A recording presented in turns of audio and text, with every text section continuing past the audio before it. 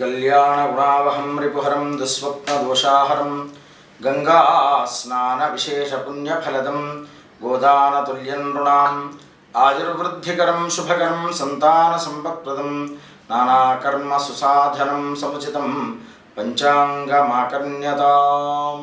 మకర రాశి, ఈ రాశి వారికి కాస్త మిశ్రమంగా ఉన్నాయి. అనుకున్నటువంటి పనులు కొంతమేరనే సిద్ధిస్తుండడం, కొంత ఆలస్య రూపంగా పనులు వాయిదా పడుతూ ఉండడం అనేటువంటిది సంభవిస్తుంటుంది.